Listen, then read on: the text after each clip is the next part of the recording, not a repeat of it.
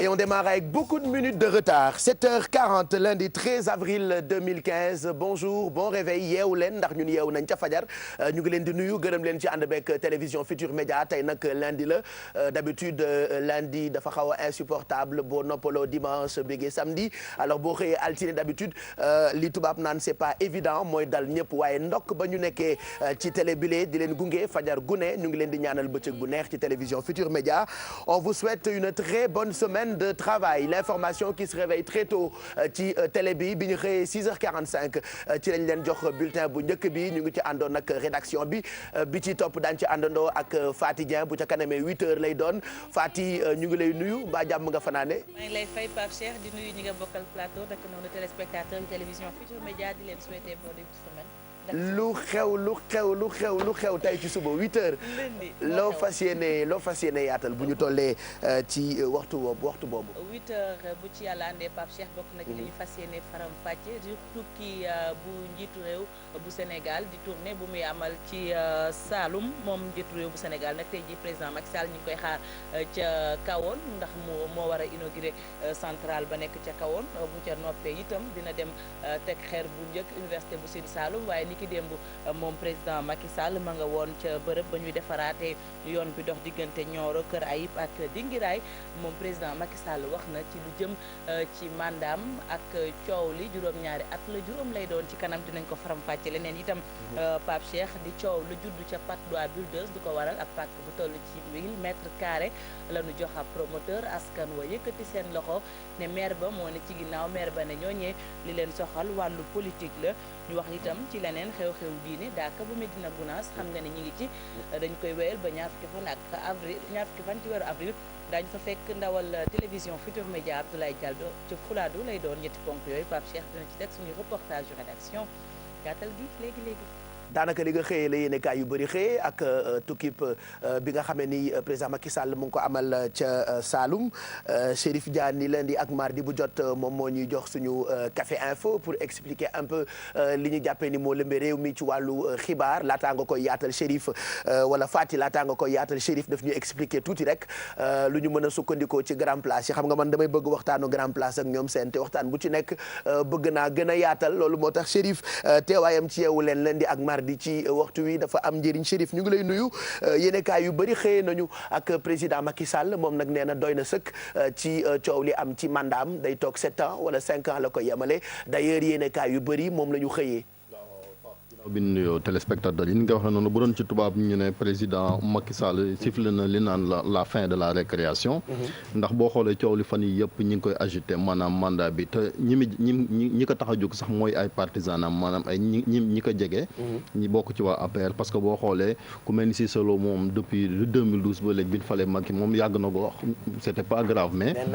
waaw moom jàpp nañ waaw ce qui la démb sax yaa ngi gis ak Aïssatou Diop Fall mi ngi koy waxaat mais li ci gënoon a grave mooy dafa am ay cadre yu mag ci parti bi dem ba ñoom it jël débat bi def ko débat bu mag ku jëmee ni ki Mbaye Ndiaye moom it gis nga ko ak vendredi ñëw ne ak Mamadou yi ci invité 20h bi wax ko maître Oumar Youm aussi n'est pas n'importe qui parce que moom mooy porte-parole gouvernement dem na ba ñàkk àndam ci décision Macky Sall boobu ne day wàññi mandam def ko juróom ba tax na kon Macky Sall jàpp ni débat bi ñoom dafa dem ba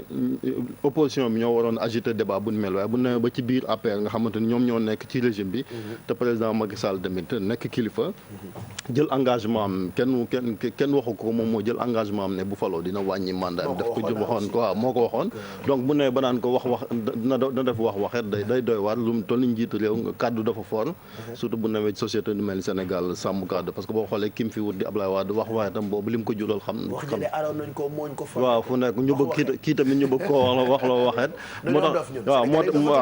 waaw dafa tun quoi te lim mën a jur doy waar ba tax na de moom Macky Sall daal di indiwaat précision parce que ci tribune ba sax président conseil départemental bu Nioro moo fa indi wax ji ba tax kon mu tontu ko mer trop parce que on a vu un président très en colère démb bi muy wax parce que dem na ba ci ne kenn mënu ko def pression ñaareel bi mooy discipline de parti maanaam ñi nekk ci parti bi ànd ak yar ak teggin te respecté li nga xamante ni moom la def bu fekkente ne duñ ko bëgg a débattre ci biir parti bi nan dem ba ci biir parti bi ñoom wax ko mais wax ji jotagut surtout que moom ay 2 ans moo ko dese donc liggéey la ni xaar ci moom résultat kon bu ne ba ay àndandoom ñoom it jël débat bi nga xamante opposition bu doon opposition bi c'est pas surprenant mais ñoom ci boppam dafa mel ñoom ñooy ay opposant Macky Sall ci biir APR parce que depuis lors ñoom rek ñoo ci wax justement donc muy grain à moudre boo xam ne ñu ngi koy jox opposition bi maanaam yow pare nga jóg yaa ma gën a dégg toi waaw kon muy loo xam ne waaw justement ñoom ñoo ko jox opposition bi ba tax na kon ba démb Macky Sall sax mi ngi koy wax ne li ñu war a débattre mooy wàllu émergence parce que moom mi ngi def ay tournée économique ci région yeeg ci biir Sénégal ak yu ni mel te tamit ñi ngi xaar ci moom ay résultats parce que boobu ba léegi gis nga loolu Sénégalais yi gën a xaar ci moom parce que bien aimé léegi di fàtte expliquer ni am na yu mu war a inaugurer voilà justement ci surtout plan Sénégal émergent bi ni wax parce que Sénégalais yi comprendre luñ ko ñoom seen rôle en tant que ñi nekk ci pouvoir mooy dem expliquer lan mooy Sénégal émergent ak yu ni mel ak réalisation Macky Sall mais nekk opposant ci biir parti bi dafa xaw a paradoxal ci wàllu politique ak yu ni mel voilà ba tax na moom démb sax wax na ko boo xoolee Macky Sall nee na parce que Sénégal li ko tardel mooy politique politicienne maanaam waxi politique moo ko gën a tardel Youssou way na ko politique politicienne te mënut a jëmaleem réew kanam nga dafa am benn moment boo xamante ni il faut ñu wax wàllu économie wàllu ñu ngi fi wax ay appel entrant yu ni mel ñu ngi fi wax développement yi gën a am solo surtout économie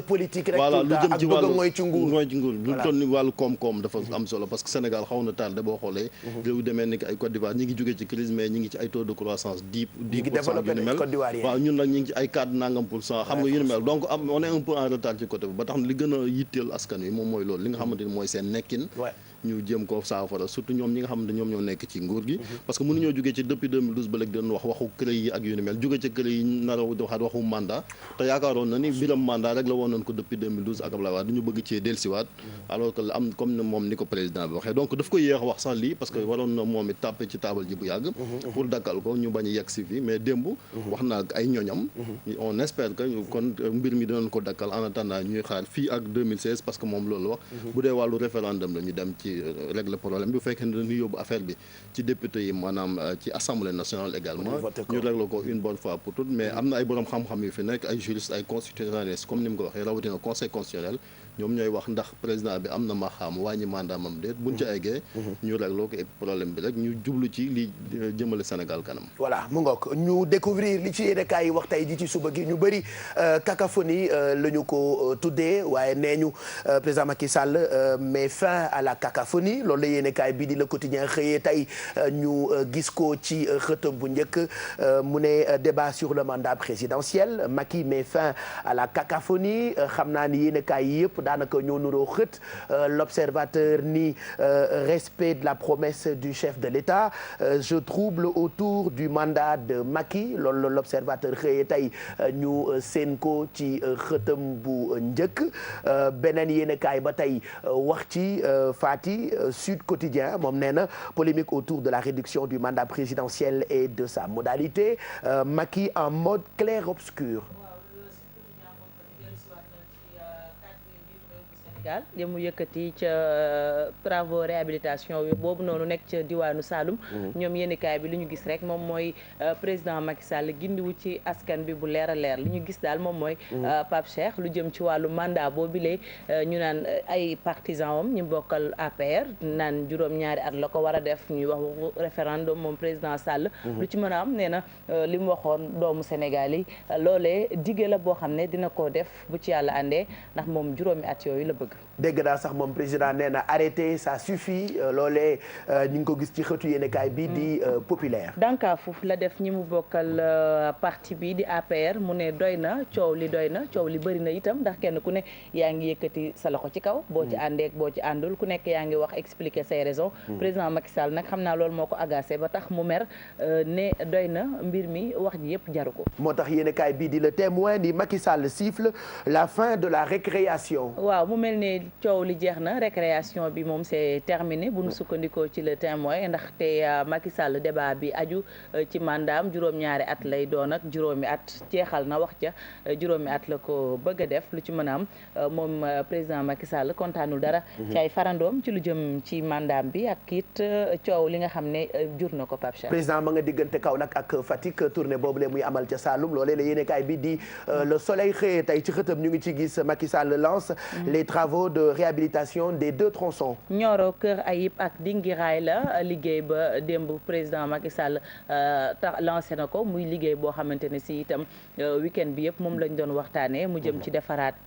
tronçon boobile lu ci mën a am soleil yéenekaay bi dellu siwaat ci tukki nemmeeku bu président Macky Sall tukki bi day wéy ci Saloum tey ñu koy xaar ca kawoon fàttali ak it ci université bu Sine Saloum. Je veux remplacer Macky Sall loolee gis nañu ko ci xëtu yéenekaay bi di laas ñu seq waxtaan ak ki nga xamee ni moo di Habib Sy dégg naa génne na ay dëggam. libéral moom Habib Sy nekkoon jëwriñ bu ñu fàttali ko jamonoy maître Abdoulaye Wade li mu wax moom bokk na ci ñi am yéene wuutu kii di président Macky Sall moom Habib Sy itam wax na ci leneen nee na Abdoulaye Wade bu waree jàdd gauche day clignoter droite loolu ay kàddoom la leneen lu mu ci teg itam mooy président Sall moom clignoter sax du ko ci fekk lu ci mën a am daal yëkkati na ay dëggam wax na itam lu jëm ci plan Sénégal émergent ak nañ ko taxawalee moom ki fa nekkoon jëwriñ li mu gis ci mbir mi mooy ay rëq-rëq lu ci mën a am bu leen jëndee yéenekaay bi di laas di ngeen am entretien bi mu sekk suñu naataango yi ak kii di Habib Sy. waxtaan wi Moustapha Cissé Lo seqoon ak Aïssatou Diop Fall bëri na ci ay yéenekaay yu bëri yoo xamee ne cof nañu ci ay kàddoom ba def ko ci seen i xët direct info ñu ngi ciy gis aslëf rek ci ay mbir yoo xamee ni waxtaane na kook Aïssatou Diop Fall démb ca face to face waaye direct info itam ci xëtam ñu ngi ciy gis ñi nga xamee ni ñoom ñooy amal ab grève xiifal grève de faim ñu tuddee leen les détenus du PDS. waaw détenu yu PDS ñu gis ci xët bu njëkk bu yéenekaay bi ku ci mel ne maître Amadou Sall di bokk ci ñi layool Karim Wade nekk itam ci parti démocratique bu Sénégal Toussaint Manga bokk ci ndawi parti bi ñoom ñëpp jamono ji ñu àddoo caabi da leen féete ginnaaw ci àtteb Karim Wade ba léegi lu ci mën a am ñoom nee ñu détenu yooyu maanaam ñi caabi féete ginnaaw te ñu bokk ci parti démocratique sénégalais dañoo bëgg ab xiifal bu fekkee ne nekkuñu ca lañ ca jublu nag mooy li leen metti ak it bokk na ci nañu leen teye loolu direct info dellu si waat ci yéenekaay bi di Walfadjri xëy amal ab dossier jagleel ko alkaati yi nga xam ni dañu leen radié woon loolu yàgg na de 1986 je pense. avril 87 avril 87. waaw c'est ça ah. avril 87. waaw loolu yàgg na de ah. ci atum juddum la donc alkaati yooyu noonu bu ñu fàttalikoo dañu leen dañ leen dàqoon noonu la ñu ko mën a tuddee. policiers radiés yi à l'époque. moo xam ne ni toog na ab diir amul police. c'était la première. ci ay événements yi pas tous les policiers ah. ñëpp police danoo police amutoon Sénégal benn moment. parce que dañoo rajo woon. ci période boobu waaw. ils étaient près de 8000 wala. 6265 près de 7000 oui. waaw loolu la ñu gis ci Walfadjri. donc dossier boobu noonu c'est intéressant pour xale yi nga xamante ne ñoo bëgg a gëstu ci li xew ci réew mi. ci ay jamono donc loolu defe naa yàgg na lool Fatick. waaw yàgg na avril 87. lu jege 7000 policiers ñu rajee woon leen dàq leen ci tey nag ñu defaat ab taxaw seetlu ci histoire boobile jox itam kàddu ñoo xam ne bokkoon nañ ci ñu ne sax mbir mi c'est anti bokkul ak constitution ñeneen itam lañ ca wax moom mooy jafe-jafe yi ñu ci dund ak it seeni soxna sax ñoom nañu trompé woon vigilance u RG yi loolu yëpp di gëstu bu am solo bu Walfadjri xëyee rawatina ñi nga xam ne histoire Sénégal daf leen intéressé par ci wàllu tàggat yaram xam naa ni doo ci sori waaye yéenekaay bi di stade xëy na tey fësal ay kàddu yoo xamee ni njëriñ la ci Aliou Cissé mi jiite coach mi jiite équipe nationale bu Sénégal kii di Régis ne moom Aliou Cissé pare na pour dee ngir sunu joueurs yi ak yeneen mbir yoo xam ne ni soxal na lépp lu jëm ci wàllu tàggat yaram mën ngeen ko gis ci yéenekaay bi di stade Chérif ñu ngi lay gërëm bu baax dañ lay bàyyi rek nga daw àggali liggéey bi ak jotaayu xibaar yi nga xam ne ñu ngi koy xaar ci télévision Futur Média waaye ba loolu weesoo on va se rendre directement au niveau de la rédaction centrale du quotidien L'Observateur pour le menu de ce 13 avril 2015, une présentation assurée par Abdoulaye Diédhiou, Idrissa Sané, est-ce Idrissa Sané wala kan? Voilà, Abdoulaye Diédhiou que nous retrouvons tout de suite pour la présentation du menu de L'Observateur de ce lundi 13 avril 2015. Bonjour Diédhiou. Bonjour Pape Pierre, bonjour à toute l'équipe de Yeewu Leen, ravi de vous présenter l'édition du jour de l'Observateur qui consacre à sa une le respect de la promesse du chef de l'État et c'est pour relever un jeu trouble autour d'un mandat, une vive passion qui entoure le débat sur la réduction du mandat du président de la République, une promesse que Macky Sall avait faite entre les deux tours de la présidentielle de 2012, une position qu'il a défendue à maintes occasions, mais la plupart de ses partisans et responsables de son parti ne ratent jamais l'occasion d'inciter le président à renier sa promesse, non sans évoquer des arguments les uns plus loufoques que les autres. Le débat enfle au sein de la classe politique, laissant planer le doute dans l'esprit des Sénégalais. Hier encore, le chef de l'État a juré respecter sa parole, mais il n'est pas encore fixé sur les moyens de le faire et la suite qui lui sera donnée. Le débat sur l'opportunité de la réduction du mandat ou un autre relatif à la procédure engagée. Les avis sont divergents aussi chez les juristes que dans le milieu politique. Si le jeu continue toujours autour d'un mandat, dans d'autres sphères, l'on ne voit pas les menaces contre Macky Sall et son régime au cas où le premier des Sénégalais serait tenté de se dérober. Également à la une de l'Observateur, un mot de sport, lac qui est devenu bouillant et c'est Papa Sow qui en pâtit puisqu'il n'atteindra pas de sitôt l'autre rive, le cercle restreint des ténors. Il devra repasser. Le puma qui a rôdé au bord du lac tentera un assaut, mais ne passera pas. Le lac était trop profond et boueux pour le puma de face qui s'est noyé. Lac 2 qui s'adjuge le drapeau Abdoulaye Makhtar Diop, grand sérigne de Dakar, renoue avec le succès 6 ans après. Et enfin, à la une de l'Observateur, Pape Cheikh, un mot de fait divers qui se passe à Yeumbeul. Il s'agit de la mort d'une jeune fille de 14 ans étranglée par un charretier. Après le meurtre perpétré à Yeumbeul Sud par un jeune charretier, l'Obs a pu localiser la famille de la victime qui n'avait pas encore été identifiée. Maintenant, c'est fait après l'entretien que nous a accordé sa grande sœur dans le domicile familial situé à Thiaroye-Kao. En présence des membres de sa famille, tous bouleversés, Mame Diaraba nous explique comment ils ont appris le meurtre de sa petite sœur avant de se désoler de l'attitude désinvolte du présumé meurtrier. Voilà, Pape Cheikh, c'était tout pour la une de l'Observateur du jour. À vous, à toute l'équipe de Yeewu Leen, aux téléspectateurs et aux lecteurs, bonne lecture. Merci beaucoup Abdoulaye. Nous remercions toute la rédaction de l'Observateur. C'est ce que vous pouvez lire ce matin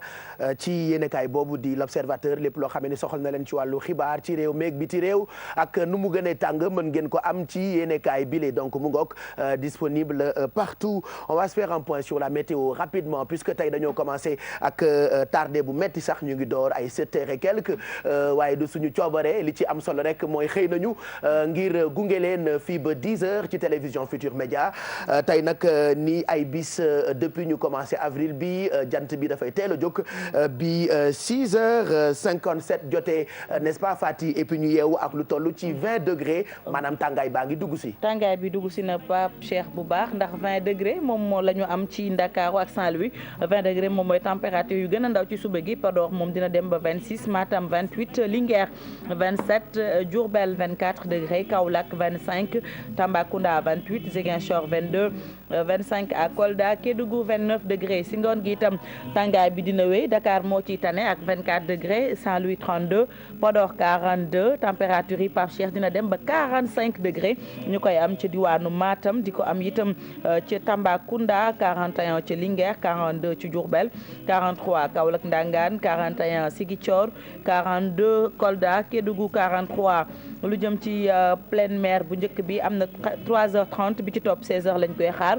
basse mer yi bu njëkk bi ci kanam 9h25 bi ci topp 22h35 minutes géej gi dina yemamaay waxtu yi ci gën ngir nappi 2h27 ba 3h27 la beneen waxtu bi 20h50 ba 22h50 ni nga ko waxee jant bi teel na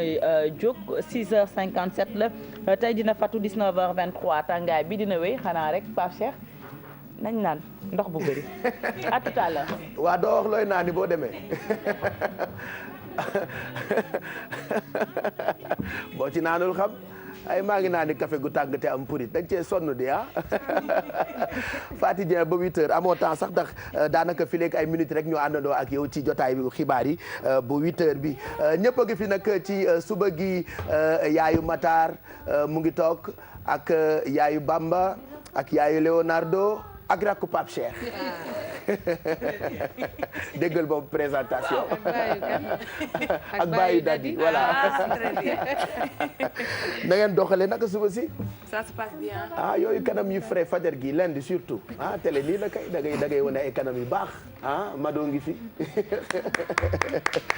Maymouna ngi fii Kia ak Alfie et puis coach Mass ak Massamba ñoom tamit ñu ngi taxaw fii léegi ay minutes ñu jox leen ay exercices yu am solo yoo xam ne dina tax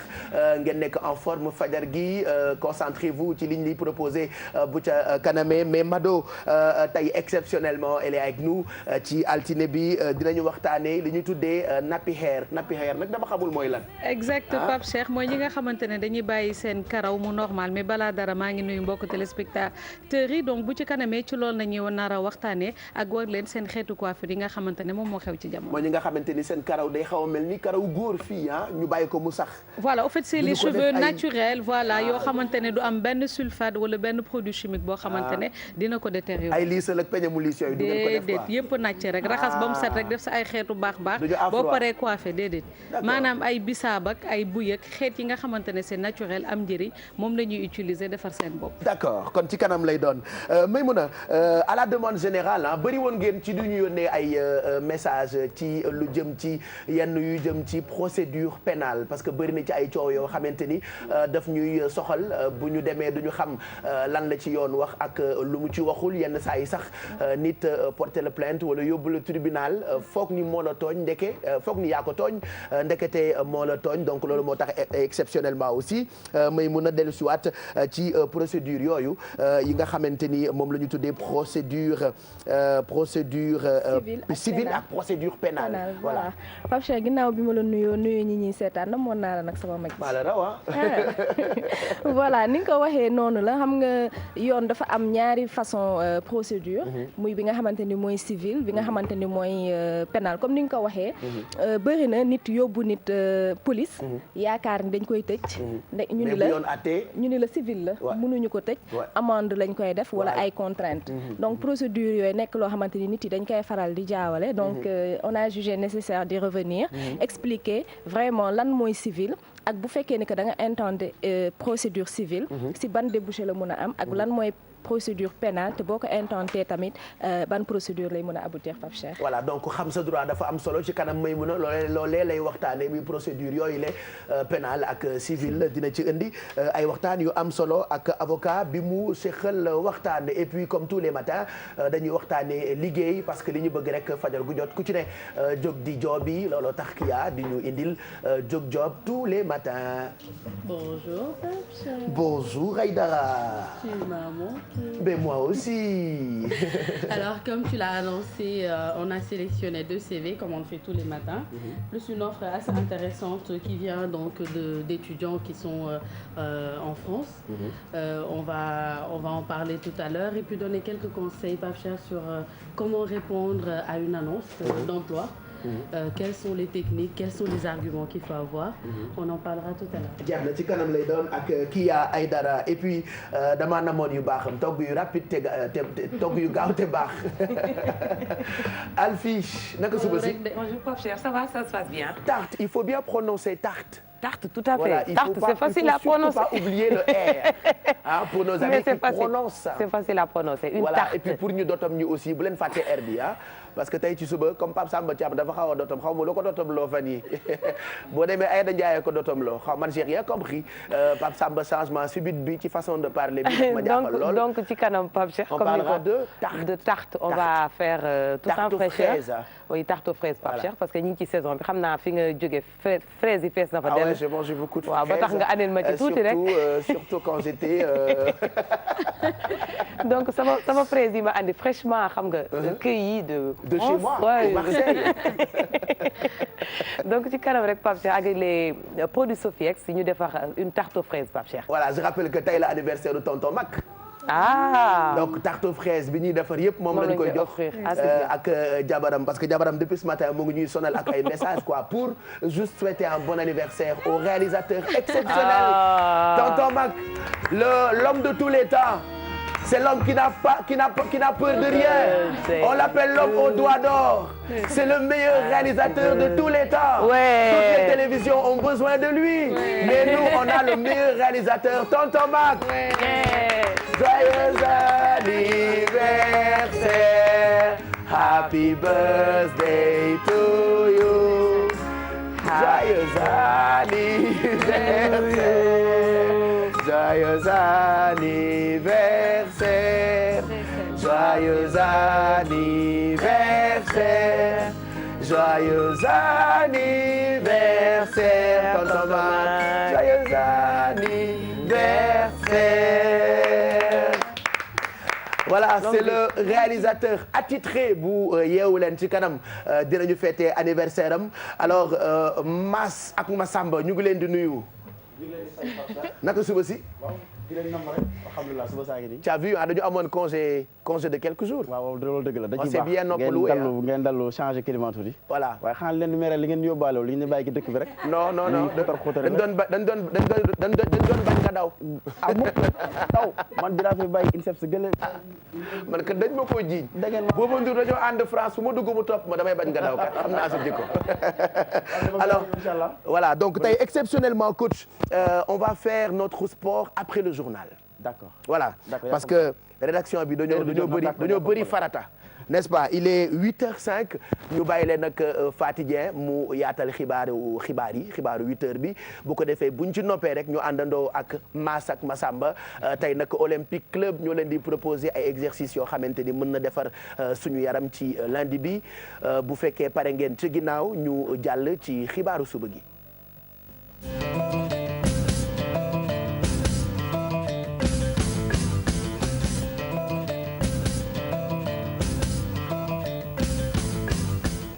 ànd ak seen kóolute ci télévision Futur Média xibaaru suba gi mbokk yi ñu doore ko ak tukki nemmeeku bu njiitu réew bu Sénégal tournée économique lay amal ca diwaanu Saloum moom président Sall démb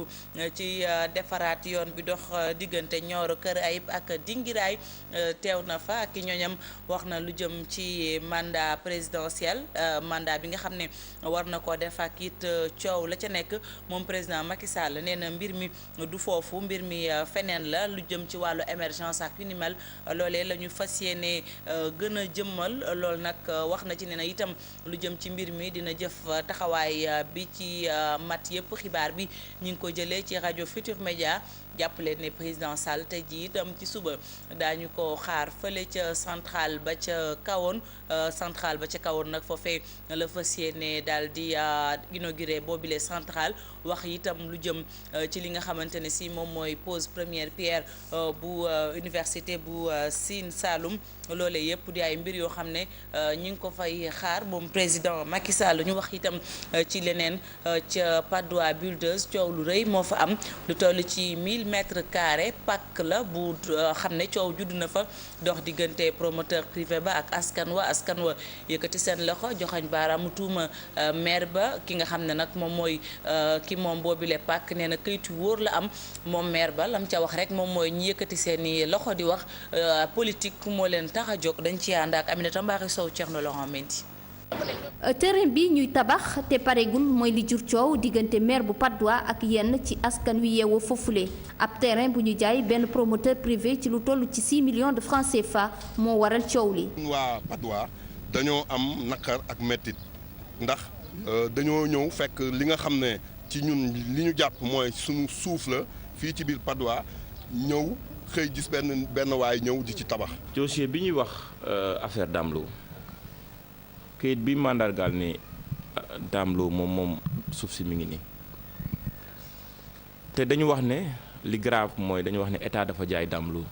terrain état du jaay dafay séddee état dafay able. leneen li ñaaw seen xel mooy anam yi nga xam ni kii di maire bi daal dina joxe autorisation de construction boobule. maire bi tamit moom li mu si def daf ñoo jaaxal man mi conseiller la ci commune bi maa yore lépp loo xam ne wàllu suuf ak dëkkuwaay ci commune bi ak yi sama yeneen naataango conseiller ñi ngi fii taxaw mais kenn yëgu ko ñun yëguñu ne maire bi signal na waa ji autorisation de construire. donc du jaay parce que terrain boobu bail commercial la nit ki mënu fa édifier kër mënu fa def dara donc man jéemuma ko défendre. Mamadou Lamine Nassirou ak ñi mu àndal di artu tamit ci risques environnementaux yi tabax koogule mën a andil waa Patte d'Oie. fii yoonu ndox la bu nawet bi ñëwee Patte d'Oie day séparé wu en deux parce que kenn du mën a jàll léegi kon ñun dinañu jaaxal lool ñu ñëw jox la fii. kii di maire bi di Banta Diop jàpp ne ñi bokk ci collectif boobule duñu dara lu dul ay adversaire politique. collectif boobu ñu monté collectif bi ñi nga xam ne ñoo fa nekk ay politiciens yu retraité lañu ay politiciens yoo xamante ne la jéem nañoo jéem mënuñu dem ñu ne xaaral ñu regroupé wu ci collectif bi pour yàq liggéeyu commune bi mais nag ñun seetaanuñu leen ci ndax ñun yàlla def na ni commune bi majorité bi yëpp ànd nañu ci di yëkkatindoo di tegandoo. lu mu ci mën a doon moom mu ne tey ubbi na ay buntam ngir ñu waxtaan waaye loolu le mën na ko amal ak ñi nga xam ni ñoo fare ci association des locataires acheteurs de la Patte d'Oie Buildeuse. Nita Mbaare Sow ñu lay sant di la gërëm ñu waxaat ba tey lu jëm ci tukki demmeeku boobu la njiit réew bu Sénégal di amal ca diwaanu Saloum président Macky Sall ni ngeen ko xamee ma nga woon ca defaraat yoon bi dox diggante Nioro Kër Ayib ak Dingiraay wax na lu jëm ci mandat présidentiel bi jur coow nee na nag fi mu ne nii priorité bi feneen la waaye du ci débat boobule dañu koy teewlu ay kàddoom ñu ko baaxee mooy ñu yor lu jëm ci wàllu presse nekk ci présidence de la République. coow laa ngi bëgg a bëri te dama bëgg a woon ñëpp ñu bàyyi coow li te jublu ci liggéey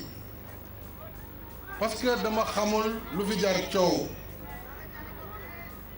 wax ji man maa ko wax engagement bi man maa ko jël te waxtu wu mu jotee pour ñu war ko xool saytu ko xool ndax la ma wax mën na ànd ak doxalinu réew mi ci wàllu constitution am na ñu ko war a saytu su boobaa parti bi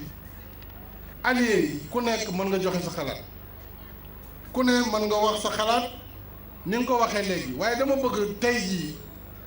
képp ku bokk en tout cas ci alliance pour la république waxu mandat bi wàññee ko yokk ñu teg ko ci suuf doo waxam jot man maa jël engagement boobu nag pour mu am na fu muy jaar am na procédure te du ma wax rek te ñu def ko du man may peuple bi du man may assemblée fa ñu war a jaar ak lu ñu war a def mu am wala mu bañ a am kooku dépendre tout ci président de la république nee naa leen dama jàpp ne xëy na référendum moo ko war a def waaye loolu boroom xam-xam yi nga xam ni seen xam-xam moo jëm ci wàllu droit constitutionnel homme politique yi à travers parlement bi parti politique yi bu waxtu wi jotee APR ci boppam mais wax la joo xam ne faaw ñu waxtaanee ko man du ma dictateur pour ne lii laa wax rek lii mooy am lu mu bon dinaa jéem a convaincre ña ma àndal wax leen lu waral xalaat boobu ñu xool ndax ñoom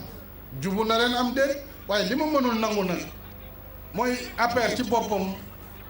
bëggatee wax ji jàppal bàyyi bu bi responsable waxee keneen toll fële wax kii wax fii loolu dafa war a arrêté ñi nekk ci geneen boor bi tam ma leen di xamal te lii sama waa parti la waaye ñeneen ñuy coow fële nañu xam ne amul benn nit ci réew mi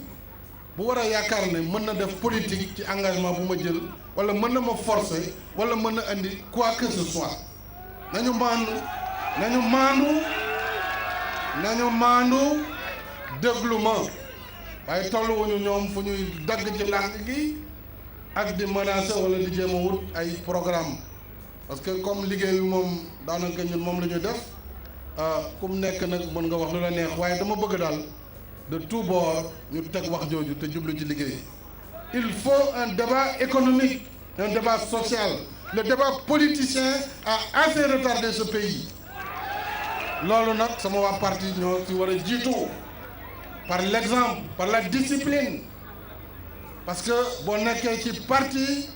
moomatoo ca bopp yow yaa jël sa liberté dugal ko ci liberté ab groupe ab association à partir de ce moment munoo rek foo toll lu la neex nga wax lu la neex nga def ce n'est pas conforme à la discipline militante il faut que aussi nit ñu jàng discipliné wu. mu ngoog nekkoon kàddu yi njiitu réew bu Sénégal président Macky Sall kàddu yi mi ngi ko yëkkatee niñ ko waxee ca Saloum ca liggéey bi doxoon liggéey bi aju ci yoon yooye nekk Nioro ak Dingiraay ñu wax ci leneen muy xew-xewu diine bu am solo Dakar 2015 ña nga ca jamono ji gouverneur bu Kolda dem na ca cérémonie d'ouverture ba moom ba mu yeggee xalifu Medina Gounass wax na seeni jafe-jafe bokk na ci ñàkkum kaaraange ak it defaraat yoon yu bëri dañuy dem ci diwaanu Fuladu fekki fa ndawal groupe Futur Média Abdoulaye Daakaw Medina Gounass dalal na cérémonie officielle bi ñuy amal at bu ne ci ndorteelu Daaka bi gouverneur diwaanu Kolda mi jiite ab délégation bu takku jot naa yegg ci Gounass fi mu jotali kaddu yi ko nguurum Sénégal denk te mu naroon leen a jébal xalif bu Medina Gounass ak bépp askan wi Daaka bi soxal. waaye tamit sàkku ci moom ñaan ak jàppale ñaan ngir jàmm am ci Sénégal ñaan ngir politique bi nga xam ne ni ngi koy appliqué ci ñu fal ko pour loolu suñu borom defal ko ci ndam defal ko ci réussite waaye itam ñaan surtout que lii mu woo Sénégalais yi ci liggéey xalif bi ak ñu mel ni moom doon ay relèm jàppale ko ci njaboot yi ba appel boobu mu doon appel bu nga xam ne ñëpp dinañ ko dégg loolu nag egg nañ ko xalif bi mu déglu ñu bu baax waaye it mu wax mbégteem nangul ñi it li ñu ko ñaan ci turu président daf ay ñaan pour président am jàmm réew mi am jàmm dëkk bi am jàmm ca kanam. xalif général bu Medina Gounass di Thierno Ahmadou Tidiane Ba ñaanal na Sénégal ngir jàmm law fii ba faaw ak diwaanu sous région bi it nee na coppite yi ñuy tàmbali ci Dakar bi ren ñoo ngi ñaan yàlla ñi ko tàmbali yàlla yokkal leen kattan ak i man-man ba ñu man koo yeggali ci jàmm ak salaam ci wàllu kaaraange it xalif bi sakku na si ndimbal. président de la république mi nekk en tournée économique yaakaar nañ ne bu noppee ci boobu tournée mën naa am mu yegg ci Daakaw Medina Gounass. Abdoulaye Diallo ñu lay sant di la gërëm ñu jeexale ak parc zoologique bu Hann moom nag dalal na xew-xew bi nga xam ne ñu ko amaloon moom mooy structure bi di les Niayes perdent leur plume ñoom nag li leen tax a jóg rek mooy fexe ba jàppale tout tànk yi ci nañu yeewoo ak it nu ñuy xamee àdduna bokk na ci jàngal leen lu jëm ci wàllu peinture jàngal leen lu jëm ci wàllum fecc waaye it lépp ñu teg ko ci ab yar président Youssou Ndour moom li mu gis rek mooy lu ni mel war nañu ko wéyal di def moom sax sàkku na ci ñi taxawal boobile kuréel ñu gën a wéyal li ni mel ngir jàppale tout tànk yi dañ ci ànd ak Papa Cheikh Diak dem na fa. Les Nuages perdent leur plume di kuréel buy yëngu ci xew-xew bu soxal xale yi moo amal événement bu njëkk ca parc Hann mbébét bi dajale ay ndaw ñu kaf foo ree waaye tam jàng lu mel ni peinture maquillage ak li ni mel. bégal xale yi permettre parents yi ñu découvrir benn espace aussi def loo xamante ne mag ak ndaw yëpp dañ ciy gis seen bopp. boo gisee ñu tuddee ko les nuages perdent leur plume quelque part c'est pour attirer l'attention pour dire attention xale yi nañ leen bàyyi ñu nekk xale dinañ am temps wu nekk mag dinañ am temps wu am ay problème dinañ am temps wu am ay xalaatu àdduna instant yi xale lañ nañ leen bàyyi ñu foo. ministre conseiller Youssou Ndour di borom këru marraine bi teewee na xew-xew bi muy encourager ki am xalaat bi mu wéyal ko. occasion bu mel nii bi nga xam ne dañ ko tuddee sama jabar ma ñëw ànd ak moom pour encourager ko parce que moom dafa bëgg xale mais en même temps aussi pour wane ne que lu mel nii dañ ko war a encourager moo tax ñu ñëw ne leen vraiment jërëjëf pour lii au nom de tous les parents au nom de l'État aussi au nom de notre fondation au nom de tous les enfants du groupe Futur Média et tout vraiment lii lu baax la loo xam ne ni bëgg nañ ko encourager te ñu ngi lay encourager pour que mu gën a sax fii ba pare gën a law ci Sénégal. xale yi ak seeni waajur ñëpp fësal seen mbégte. J'ai fait la tempête de neige, j'ai fait aussi l'énigme au bois sacré, j'ai mangé. J'ai dessiné une personne du Moyen Âge. C'est ma maman qui m'a raconté une histoire sur ça. ay activités yu mel ni trampoline langaburi peinture ak yeneen jagleel nañ ko fa ay ndaw yu jógee ci ay gox yu bari ndaw yi nag di ñaan xew-xew bu mel nii ñu wéyal ko. En un mot, qu'est-ce que tu aurais dit? Super. Merci beaucoup. Je compte revenir toujours.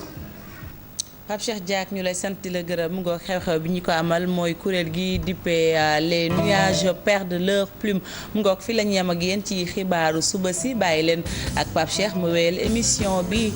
di yeewu leen jaa ngeen jëf ñu yendu jàmm.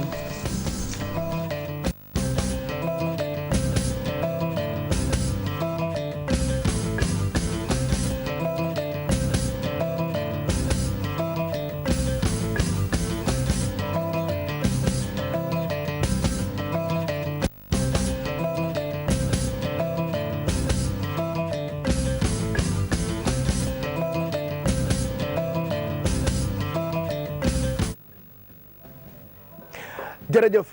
Mame Faty bu ca kanamee ñu àndaat ak yow ci yeneen jotaayu xibaar ngërëm ñeel rédaction bu télévision Futur Média ci loolee nga xam ni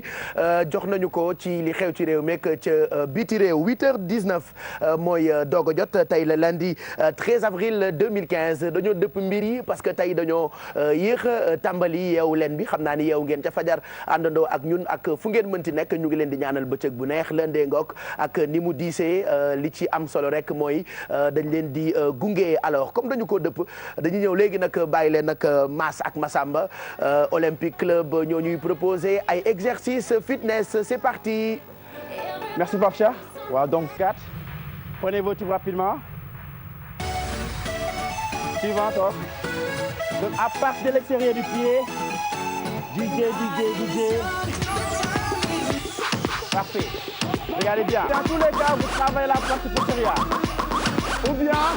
les poignets devant. Vous relâchez, vous respirez. Vous gardez le tube au sol et là étirez. Donc ça c'était juste pour vous montrer les différents mouvements que vous pouvez faire. Reposez-vous bien. Merci. Très bonne journée. Merci. nga ni dafa lan dafa mën a sport ah Mass wala Massamba kan nga ci wax ci ñoom ñaar jërëjëf merci Mass ak Massamba suñu coach yi on les retrouve demain matin ñu ngi jógee Olympique Club je rappelle que comme ni ngeen koy gisee souvent ci adresse bi ñuy joxe ci suufu écran bi ci Yeewu Leen bu ngeen bëggee defar seen yaram n'hésitez surtout pas mën ngeen dem Olympique Club parce que professionnels yaa ngi foofu alors on les retrouve demain pour des exercices qu'ils nous proposeront comme tous les matins ci Yeewu Leen bi 7h29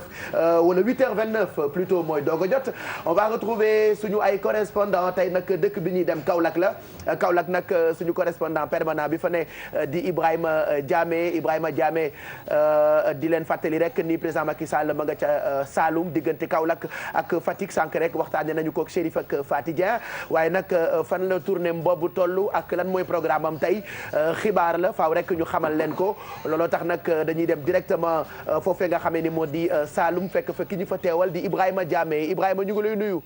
maa ngi lay delloo nuyoo Pape Cheikh bu baax a baax. mbaa jàmm nga fanaane. jàmm rek jàmm ju bëri. ana président yeewu na wala yeewoogul. xëy na war na yow parce que déjà ci kanam nii dana dem rek def ci ay activités am ci biir Kaolack. d'accord alors lan mooy programme am tey puisque mu ngi amal tournée économique foofu ci Saloum. waaw dañ koy doore comme ni nga ko waxee visite économique bi nga xam ne kon njiitu réew mi ba nga koy amal fii ci diwaanu Saloum kon depuis démb la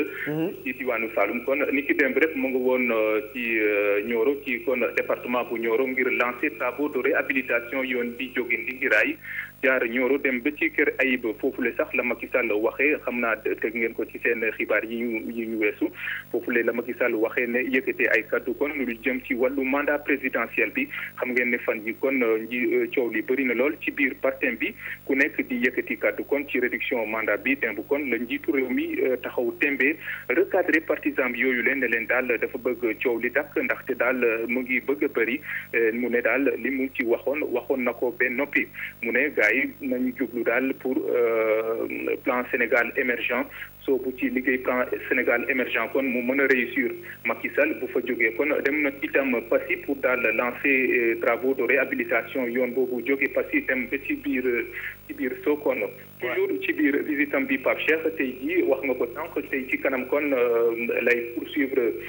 loolu di visitam bi ci kanam kon dina daal di rek def remise de clé bu 44 bus yu nga xam ne dañ leen di dugal ci biir transport urbain bu Kaolack après loolu kon 10 heures bu jotee dana dem ci Salin bu Kaolack amal ko visite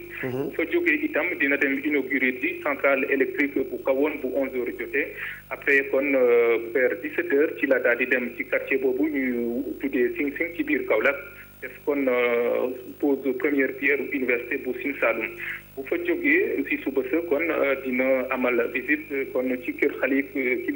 kilifa yi diine yi maanaam famille religieuse yi moo xam Medina Baye wala kon foofu la di Léopold Niassène bu 16 heures jotee mu door a wutali foofu di Kaffrine fu mu war a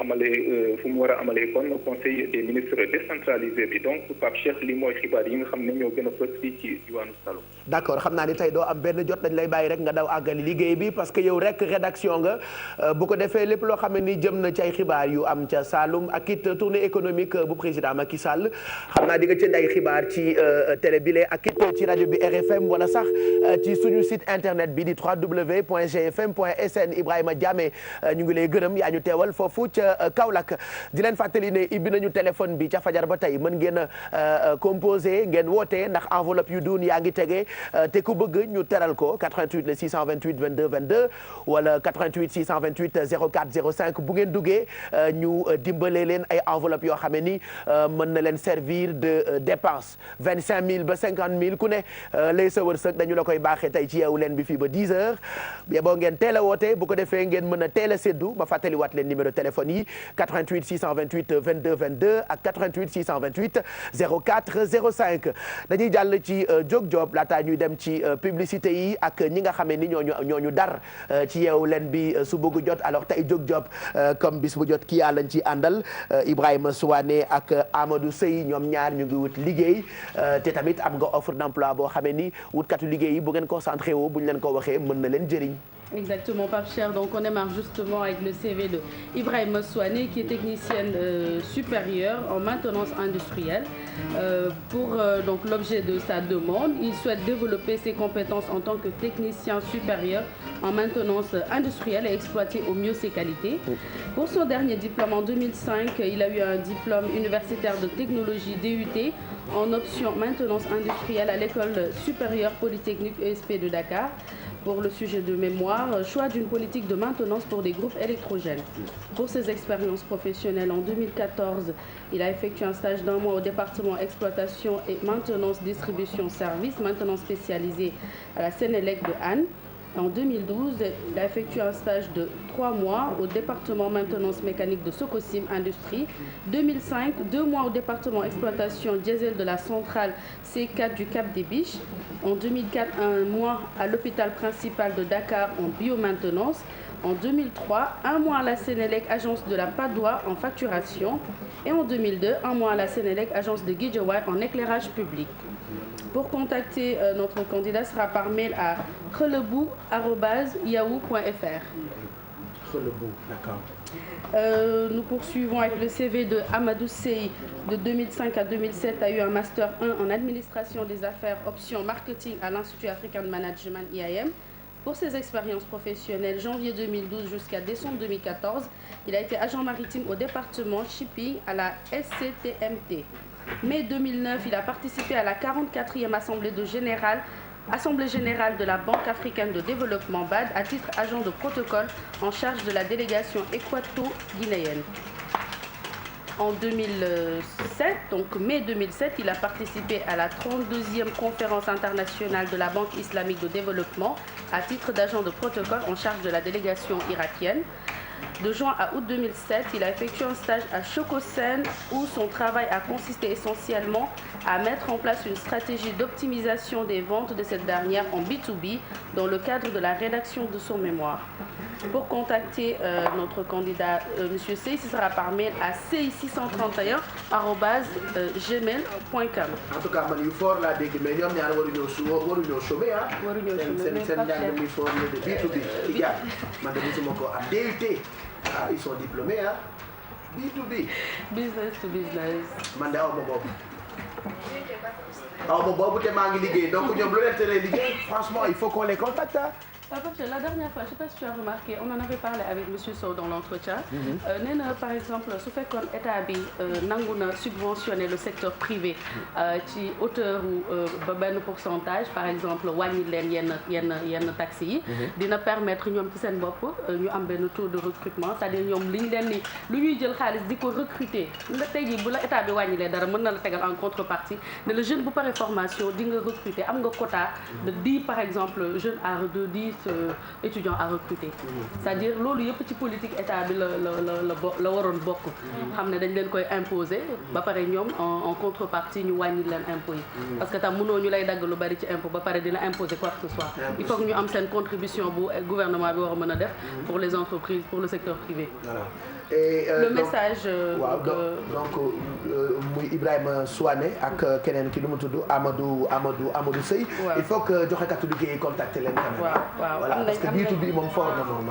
voilà seen diplôme riche na et comme j'ai dit tantôt il y a plein de gens qui travaillent yu amul sax diplôme yi ñu am donc il faut que ñu contacter leen il faut que ñu liggéey impérativement voilà important. et puis des fois mën na nekk. vas-y. B2B du kii la de. ban la. B2B kii la concept marketing la. ah du diplôme mais ba tey xam am nañu xam-xamu B2B. dafa fort ba tey aw ma ko. business to business. ok ko les concepts. B2B de xanaa moo gën a fort ci business. B2B ak B2C am na. mais ni beneen bi ci jàng tëfal. man su ma gisee ku am tëfal te liggéeyul nag may jaaxal il faut que ñu contacter xale yi am diplôme yu fort yi quand même c'est des diplômes de haut niveau. il faut qu'on les contacte pour qu'ils travaillent. Le pays a besoin de ces jeunes-là. Non mais franchement. Mass il travaille alors que amul tëfal. man maa ngi liggéey te amul tëfal. Alfred xam naa tëfal la am ci toog bu tëfal. ak bii xaw ma. tëfal ak DUT.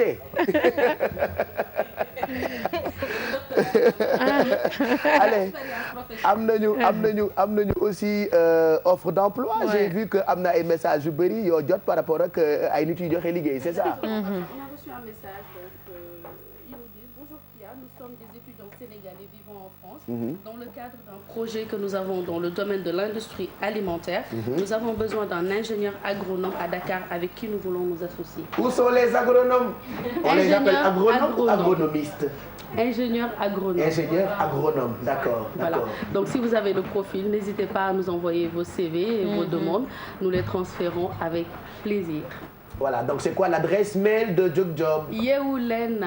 tout collé TFM, donc yeewuleen@gmail.com. Voilà, intéressant. Et puis on félicite ou on remercie ce groupe de jeunes bi nekk France, c'est des étudiants, c'est ça? C'est ça, exactement. Xam nga mooy li am solo Pape Cheikh, xam nga fii peut-être amuñu infrastructure yi war pour bu ñu amee yenn projet yi ci wàllum agroalimentaire wala yooyu ñu mën ko exercer fii. dama am sama benn cousine bu nekk Marseille. dafay def tout ce qui est produits capillaires bio. mais malheureusement fii au Sénégal amul parce que on a les produits lait de corps ma docteur de quoi je parle. fii am nañ fii ay usines yoo xamante ne dañ koy boo amee sa projet ñëw jox leen ko. dinañ la mën a jàppale. mais Sénégal peut-être produits capillaires am ci donc elle est obligée d'aller faire ça en France. Donc je me dis, je fais appel encore une fois à l'État ou aux bonnes volontés su fekkee mën nañ créer ay infrastructures yu permettre par exemple ñii seen projet bi ñu am dans le domaine de l'industrie alimentaire. Peut-être bien su amoon infrastructure nécessaire yi fii ils iront pas le faire en France. moom offre bi xam nga lu si gën a neex parce que ils ont parlé de personnes avec qui s'associer donc utuñu sax peut-être employé mais dañuy ut koo xamante ni peut-être dañuy nekk partie prenante si projet bi parce que d'habitude dafay am ñoo xam dañuy am xaalis bëgg développer benn projet mais duñu am li nga xam ne mooy éducation wala formation par rapport à ce projet donc dañuy jël koo xam ne am na diplôme ñu jox ko ay action moom mu piloter projet bi ñoom ñu indi ressources financières. Et puis c'est toujours un plaisir de voir ay Sénégalais yu nekk àll di am ay possibilités ñëw bëgg ko bokk ak seen ay nawle sénégalais. J'ai rencontré un Sénégalais en France Ousmane moom il a un projet aluminium. am na ay partenaires en France il veut venir ici ak ay sénégalais yoo xamante ni miin nañu loolu donc ces jeunes là aussi je pense que ñi nekk ingénieur agronome c'est ça ils peuvent nous contacter directement comme ça ñu mettre leen en rapport premier salaire ou premier argent n'hésitez surtout pas à me contacter àllarba. Je voulais parler tout à l'heure donc de comment répondre à une annonce mais dama koy bàyyi ba suba parce que tey dañu yéex a commencé dinaa indi benn lettre boo xamante ne spécialement parce que comme tu as dit tout à l'heure ay freins yu bëri am na ci CV parce que tam di nga am yenn say compétences yi nga war a am diplôme yi alors que même pour rédiger un CV des fois le recruteur il est découragé donc am na ay techniques yoo xamante ne pour répondre à une annonce soit ngeen gis ko dans Le Soleil ou dans un autre journal naka la ñuy répondre ci annonce bi ci lettre bu leer nga xamante ne ça te donne plus de chances d'être recruté. nga di soxla bu teew. ay nelaw faju ko Pape Cheikh. ku ne war naa sàlloo jóg rek di joobi merci Kia pour ces infos ak CV yi nga joxe ak suñu xarit yooyu nga xamante ne ñu ngi bëgg ñu àndal pour liggéey fii ci Sénégal ca fajar ba tey mu ngi kurti j'ai envie de vérifier lu tax mu mel ni jinax tey. ji rek laa bëgg a xam yaa ngi mel ni jinax bruit bi ngay def ak say xeer say kuddu ci noir Alfie lan la lu xew lan la qu'est-ce qui se passe dis-moi franchement lu xew nguurti te ay xeer nga ñu bëgg a toggal ñun nga bëgg a posone non mais franchement xool leen Alfie xeer mais xeer pour lan. Pape bu ñu fi cee rek naa expliqué. ba yónniwuñ la ci ñun da ngaa bëgg a dëbb xeer. wallaahi lu toll ni anniversaire tonton Mag nga bëgg a jël gâteau bi def ci xeer. araam Alfi na ku ñaan nga araam. non xam nga Mami Sobel mu ne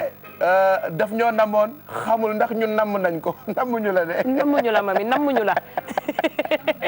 nammuñu la. allez avant publicité yi est-ce que tonton Mag mën nga ñu may aslëf ci yi nga denc foofu ci sa waxande ñu xool may ñu aslëf rek ci li nga yore ñu déliré ci lu bokkul ci conducteur bi ku caa nga woon Gambie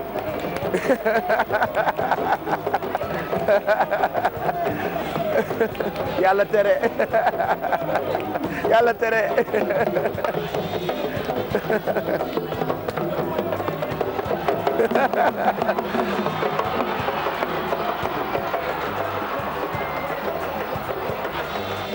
sous impression alors xool leen ressemblance bi am ci diggante président Yaya Jammeh ak Kouthia xool leen c'est-à-dire il a fallu que ñoom ñaar ñu jege pour ressemblance bi gën a feeñ alors li neex ci Kouthia mooy ku mu toppandoo nuroog moom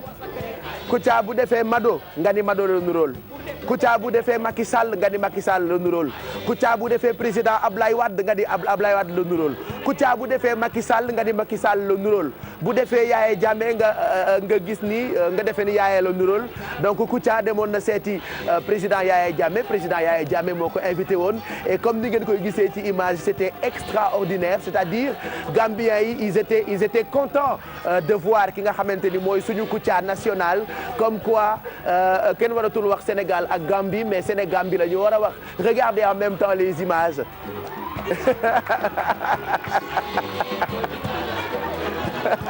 Ndiaye nag moo ko dar Ndiaye ngi ci ginnaawam comme moom mooy assistant personnel wala premier ministre bu président Kouthia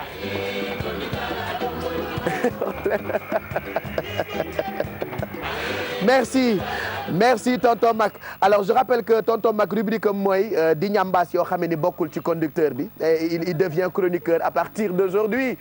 ci Yeewu Leen bi tonton Mac mooy chroniqueur bi dul feeñ ci Yeewu Leen mais moom rubrique am mooy di ñambaas yoo xamante ni bokkul ci suñu programme bu émission rubrique bi ñambaas la tudd alors juste après publicité yi on parlera droit tey dinañu waxtaane procédure bare wax rek wax ba jaawale télé yi ne bienvenue sur la RTS RTS 1 les grands événements xaw ma cas c'est important la ñuy wax cas c'est important c'est ici allez juste après publicité yi dinañu waxtaane droit wax ci procédure civile ak pénale ak Maymouna Alfi mu ngi ñuy préparer le tarte je dis bien tarte il faut bien prononcer le R parce que Pape Samba Thiam dafa dootam léegi kan moo tax mu dootam xamuñu xaw ma ay danjaay laan kan la mais daal mënatul wax re yë lay wax à la place du re donc il faut bien prononcer le nom tarte ou le mot tarte alors tarte aux fraises la Alfi di préparer Mado dina waxtaane nappi alors nappi mooy karaw yooyu nga xam ne dafa xaw a mel ni stylo adjouza je pense que noonu la mooy karaw bi ñu bàyyi rek mu sax ci jigéen ñi naka la ñu koy toppatoowee am na ay trucs ak ay astuces et puis dinañu waxtaane ki nga xamante ni itam moo di Douta Seck alors pour xale yi ko xamul Douta Seck moom la ñu tuddee maison de la culture mais il y a beaucoup de jeunes qui ne savent pas que c'était un grand acteur c'est l'un des plus grands acteurs yu Afrique moom dinañu waxtaan ak ay invités yoo xam ne dinañ ñëw ci hommage bi ñu koy rendre ce sera pour tout à l'heure ak yeneen surprise yoo xamante ni ñu ngi leen di xaar ce sera juste après cette page de pub